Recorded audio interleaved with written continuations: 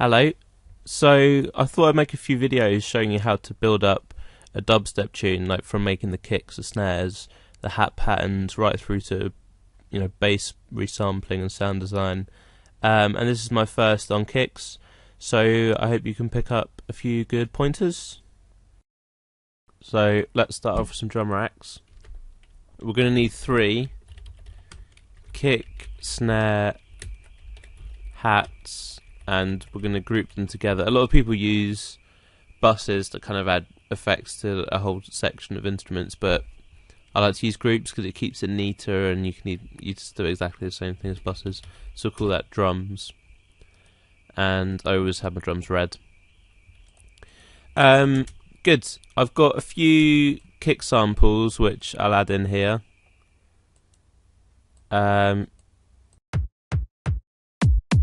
Both nice and bouncy. The second one is a lot more powerful. It's got some good transients at the beginning because I like my kicks to be sort of short, sharp and powerful. So good transients are a must. I'm going to increase the volume to -6 decibel each and add a spectrum analyzer. Good. Next thing I always do, create a 4/4 kick pattern, just so you kind of regularly hear the drum sound as you're tweaking it. And hit play.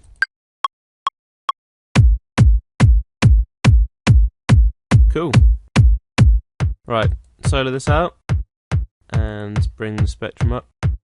So we can see this is hitting just below 100 Hz there, about 92 or something like that.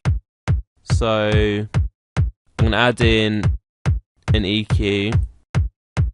Actually, first thing I'm going to do, because there's a lot of content down here which we don't really want, so I'm going to add an auto filter to right at the end of the signal chain, just for the spectrum, so we can see this effect. And I'm going to high pass both kicks together around 80 Hz, because then anything below 80 Hz will be slowly tailed off, which means it won't be interfering with the kick when we add, with the sub when we add the sub later on. Okay, EQ. So 90 Hz is the sort of fundamental frequency that I want to accent. So I'm gonna make a little boost there and bring it up to about where it's hitting. Actually, yeah, it's hitting pretty nicely there, 84 Hz, so I'm going to accent that a bit.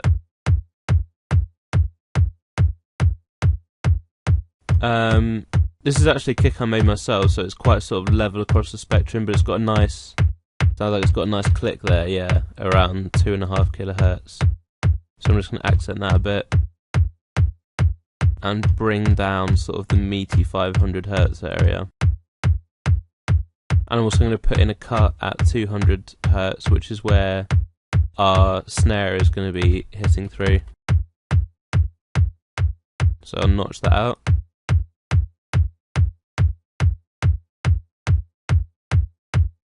That actually sounds quite nice and meaty already, so I'm going to leave that as it is. Next kick. So we've got the low pass, which is taking off sort of a lot of this area. See it dropping down there.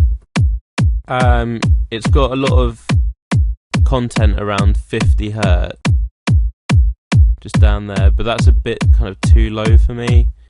So it's got a nice stiff punch up here, so I'm going to give that a bit of an accent. Yeah, about there.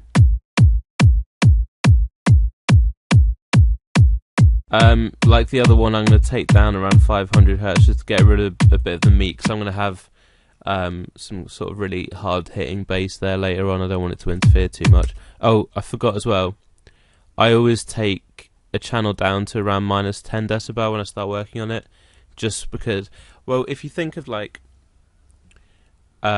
production as a box, and everything you put in the box is sort of filling up the space you've got.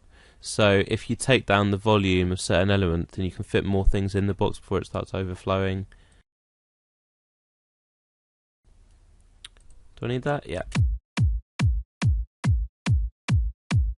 There's some gaps here where there isn't really much frequency content.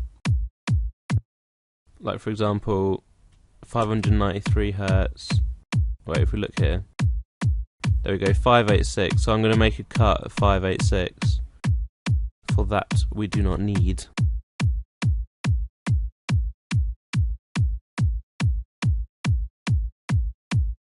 And up around here as well, 782.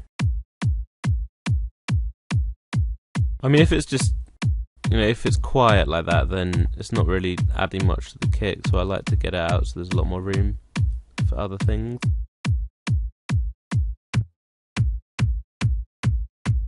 That's sounding pretty good. Just quickly balance the levels.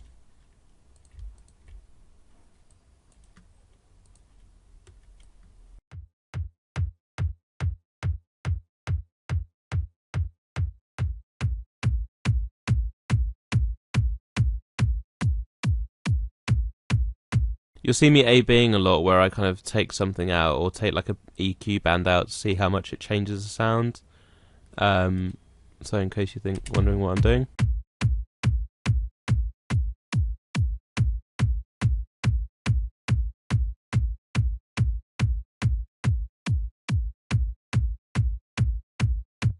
Right, that's sounding pretty nice.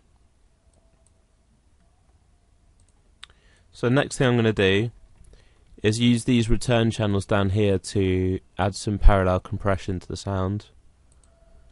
So I'll take the compressor down to about -30 on the threshold and a ratio of about 3. And it's important to kind of dial in a little bit of attack so you get some nice uncompressed punchy sound right at the start. That should do it.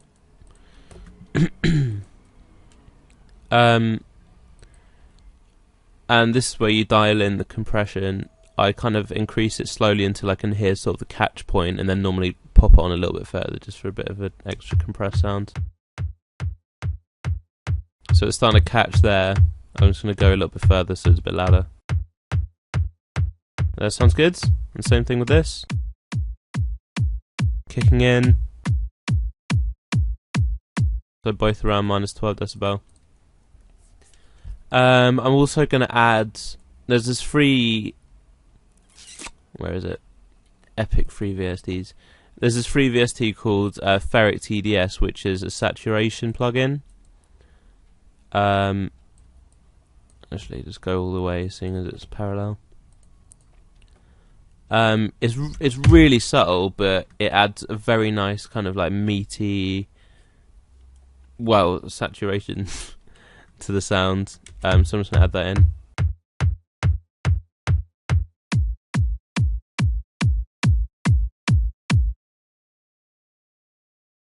And last but never least is Camel Crusher. Oops. Take down the compression, take down the tube a little bit and give it a bit of mech. Whatever the hell that means.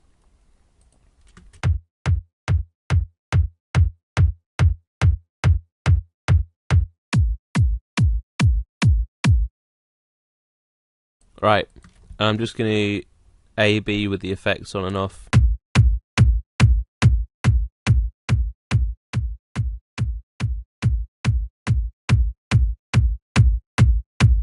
Right, that's sounding good.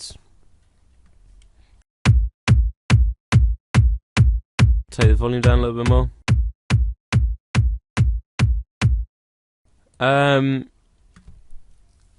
Right. So that's the kind of individual sounds done and glued together. No, they're not glued together. So I'm going to add a compressor just with a little bit of a threshold, take down the ratio a bit, and a bit of an attack, just so the kind of the two sounds just get merged a bit more.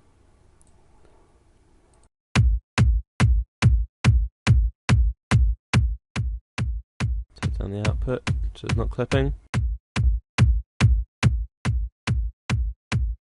Actually, you know what? I'm going to get rid of that. It seems to be playing a bit of havoc.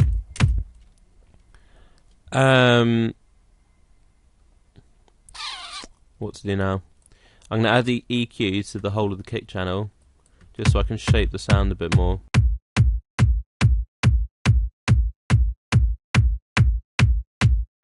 I'm going to give it a bit more upper content because it seems to be a bit waney here. Yeah, that sounds good. Down a little bit here. Maybe kick it up a notch around 100 Hz.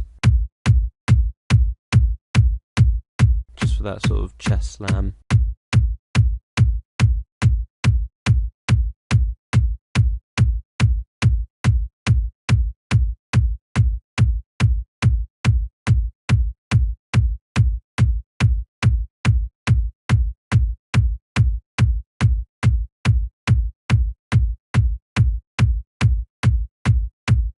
Right, I think that sounds pretty good.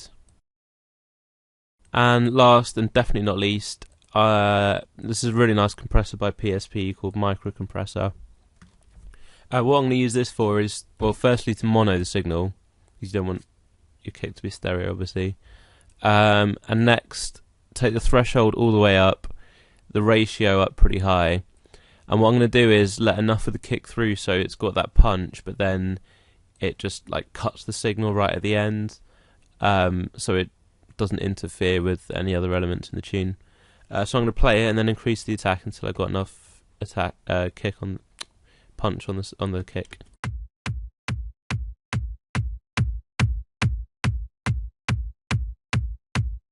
About there, sounds good.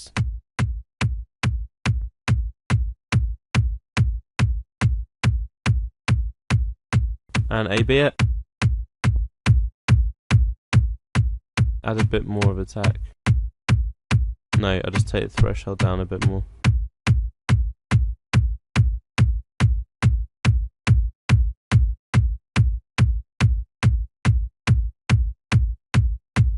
Right.